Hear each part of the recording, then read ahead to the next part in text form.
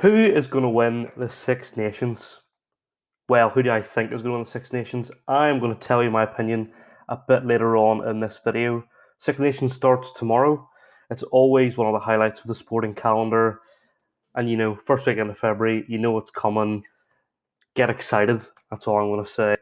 But I want to look at this first, which is I think this is really, really interesting. And obviously, as a stats channel, I want to highlight this because I think it's really, really cool and it will give you an insight as to what's going on in the game. So, the official partner for the Six Nations statistics is actually Amazon's statistics partner called AWS, owned by Amazon, as indicated by our famous logo here. But if we look at this one particular thing, which is really interesting, it's called prediction kicks. So, if you're into your football, it is similar enough to XG for you to be able to understand what it is. So basically, what they do is they use this thing called machine learning, which is like they run computer programs and it sort of predicts future outcomes based on various different things. So that is the position of the kick, the angle the kicker is from goal, and then previous historical data of that player and how they get on with those types of kicks. So what you will see during the game, as it says here, usually before a kick takes place, there's about 40 to 60 seconds, or if there's Johnny Sexton, there's about 8 years of stoppage time before the player hits the kick. And so this gives them time to run the simulation. They can get their answer very, very quickly, and then they can send it to the broadcaster. The broadcaster can then comment. The commentators usually know what this means, so they can then talk about it and have a think about what those stats could mean. But I just wanted to highlight that because I think it's really, really interesting. And if you're watching the Six Nations over the next 6 weeks, 7 weeks, have a look out for the prediction kicks. And you'll know, I told you all about it. But anyway, this is not what this video is about. This is just a quick side thing. But now we're going into who is going to win the Six Nations. Now, I've put up a very, very high-tech PowerPoint. Obviously, well, look at that. That is next level in terms of PowerPoint design. But I just wanted to run through what the order of the table I think is going to be this year. And it is not what I think people would expect. I think some places are very expected, but I think I've gone a bit controversial, and I'd like to hear your thoughts in the comments below if you agree with who I think will win, but also the positions of the teams in the table. Okay, so we're going to start from bottom and work our way up. So at number 6, we have Italy. Of course, it's I don't want to be rude. It's not that it's a no-brainer, but when we look at Italy's Six Nations record, their last win was in 2015 when they beat Scotland 22-19. So they haven't won a Six Nations match in 5 years. They consistently struggle in the Six Nations, and they've never ever really matched that level of the other teams. And while yes, it's nice to have maybe 6 teams instead of 5 in the competition, it is difficult for them when they're losing every week. But there's some exciting talent in the Italy team, and just have a look out for some of their younger players who are coming in. I think it could be really interesting. Okay, number 5 in fifth. Number 5 in fifth is Wales. Now, this is for me. This is very simple. Wales are one of 2 teams who I feel are in transition at the minute in the Six Nations. Wayne Pivac's come in, taken over from Warren Gatland since the World Cup, and in that time, they've played 10 tests and only won 3. They really struggled in last year's Six Nations. They only won one of those games. Didn't have a particularly special Autumn Nations Cup. I think that a lot of their team is quite old. When you think of their players, you've got George North, you've got Lee Halfpenny, you've got Alan Wynne-Jones. A lot of those players are in the later years of their career. So some of them would be probably past their prime.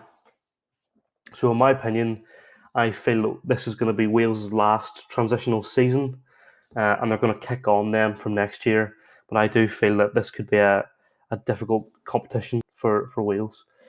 And fourth, against my own bias, I have Ireland in at fourth. They're the other team who I feel are going through a transition period. I think we saw that in the Autumn Nations Cup and indeed in the performances post first lockdown Six Nations games. I think it is fair to say that Sexton and Murray are not at their prime anymore. Yes, they are still excellent players, don't get me wrong, but they're not there anymore in terms of level. They're not world class anymore, I wouldn't say. I think there's many better players in that positions in this competition alone. Um, Ireland are still ranked fifth in the world, so they're still one of the top teams. But I do think they're in this transition period, and I think it could be a struggle for them in some games. I think that now you're going into the games against England and France, and they're real favourites. And I think that the Scotland game could be tough, but I would hope as a fan that they would win against, they'd win, obviously, but I don't think they will. I think it's realistic to see that actually they'll probably finish fourth or third. But in third, I have Scotland. So this is an interesting one, I think that Scotland have got a really good chance to press on this season. So you look at Stuart Hogg, you look at Finn Russell, they've got some really, really key players in the Scotland squad who are just past or reaching their prime at the minute. And I think they could really take advantage of the fact that Wales and Ireland are transitioning into new squads or younger squads. And I really think they should be able to give this competition a good go. And they've always, I think Scotland have always competed, and certainly more recently, they've always been closer in competition with the higher rated teams.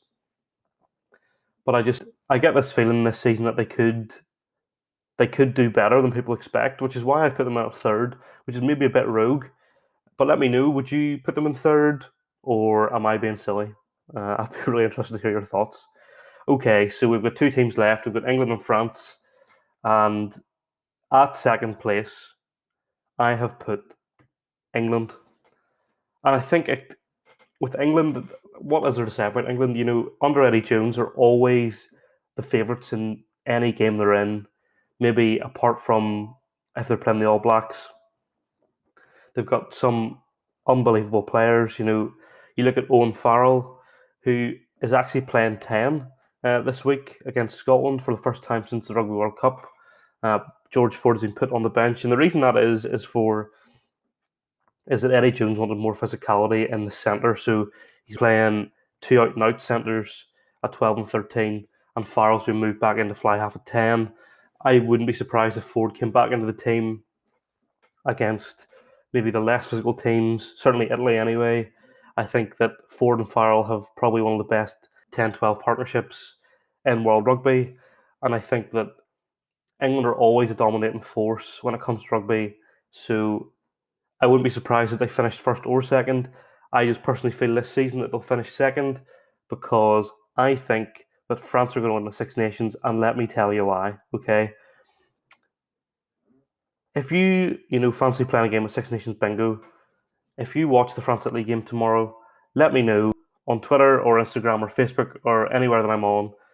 Do the pundits say France are unpredictable? Because I can guarantee you, every single year the pundits are always saying, "Oh, this French team, they're unpredictable. You just don't know what's going to happen with them." Well, I'm here to debunk that. I'm telling you right now, France are going to win this competition, and it is simply from the performances last year. The way they played against Ireland at the Six Nations, they were really really good. Then the Autumn Nations Cup, they played all their good players in the group games, so then they weren't just the way that the French clubs work. They weren't able to play a lot of their best players in the final against England. They took them to extra time, and that was like a second or even third strength team. So I really do think we'll see France win this year. It actually wouldn't surprise me if France won the Grand Slam, just because I think they've got so much talent. They've got Jalabert at number 10, who is a replacement for Ntamak, and they've got Antoine Dupont at number 9, so who's just exceptional. He's probably one of the best scrum halves in world rugby at the minute. And I just think personally that it would be wrong to write off France. So there are my thoughts on the Six Nations. Let me just recap. I have Italy in sixth, Wales in fifth, Ireland 4th, Scotland 3rd, England 2nd, and France in 1st. But I really want to know what you think. Who do you think is going to win the Six Nations? Will you let me know down in the comments? That will be fantastic. And if you enjoy this sports content, I know this is a bit different from what I usually do because I do a lot of football, but with the Six Nations, you can't ignore that. So if you enjoy this type of content, why not hit the subscribe button? We're on the road to 50 subs. It would be unbelievable if we could get there by the end of the Six Nations. That would be very, very cool. And if you enjoyed this video, please be sure to give it a like. And, share it with your mates if you liked it. If they like rugby, let them know. Maybe they'll have opinions too. But I'd really, really appreciate that. And if I'm totally wrong, come back in at the end and let me know that I was totally wrong, and that would be great. There'll be more Six Nations content here over the next 7 weeks, so do stick by, and I will see you for those videos.